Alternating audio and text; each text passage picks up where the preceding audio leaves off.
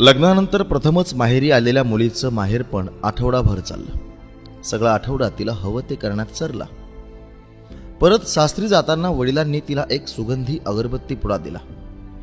जेव्हा सकाळी पूजेला बसशील तेव्हा ही अगरबत्ती लाव बेटा, असं आठवणीने सांगितलं। आई म्हणाली, असं अगरबत्ती देतं का कोणी? ती प्रथमच माहेरपण करून सासरी जातीये, काहीतरी मोठं द्यायला हवं होतं। तसं वडिलांनी खिशात हात घातला आणि असतील तेवढे पैसे तिच्या हातात दिले। सासरी पोहोचल्यावर सासूनं सुनेच्या आईनं दिलेल्या सगळ्या वस्तू बघितल्या।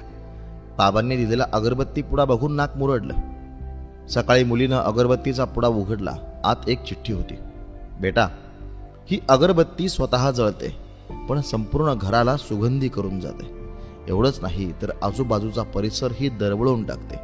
तू काही वेळा नवऱ्यावर रुसशील, कधी सासू सासऱ्यांवर नाराज होशील, कधीतरी नणंद किंवा जावेचं बोलणं ऐकून घ्यावं लागेल, तर कधी शेजाऱ्यांच्या वर्तनावर खट्टू होशील। तेव्हा माझी भेट लक्षात ठेव। स्वतः जळताना अगरबत्ती जसं संपूर्ण घर आणि परिसर सुगंधी बनवते, तशी तू सासरला बनव। मुलगी चिठ्ठी वाचून रडू लागली। सासू धावतच जवळ आली। नवरा सासरे देवघरात डोकावले, ती फक्त रडत होती। अगं, हात पोळला का? नवऱ्यानं विचारलं। काय झालं ते तरी सांग, सासरे म्हणाले। सासू आजूबाजूचे सामानात काही आहे का ते बघू लागली। तेव्हा ती वळणदार अक्षरातील चिठ्ठी नजरेला पडली। ती वाचून तिनं सुनेला मिठीत घेतलं। चिठ्ठी स्वतःच्या नवऱ्याच्या हातात दिली। सासरे चष्मा नसल्यानं मुलाला म्हणाले, बघ काय आहे? सारे कळल्यावर संपूर्ण घर स्तब्ध झाले। अरे, ही चिठ्ठी फ्रेम कर। ही माझ्या मुलीला मिळालेली सर्वात महागडी भेट आहे। देवालयाच्या बाजूलाच याची फ्रेम लाव, सासू म्हणाली।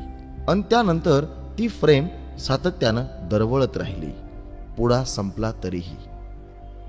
यालाच म्हणतात संस्कार।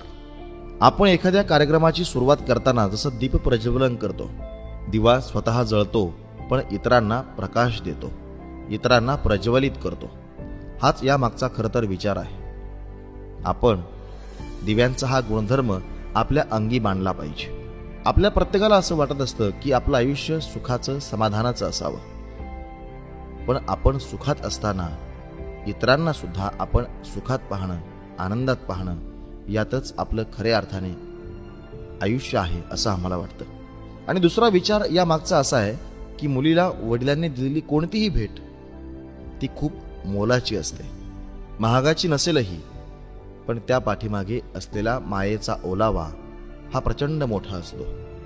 हा लेख कुणी लिहिला हे माहीत नाही, आम्ही फक्त कॉपी केलाय, पण खरंच लिहिणाऱ्याला आमचा सलाम।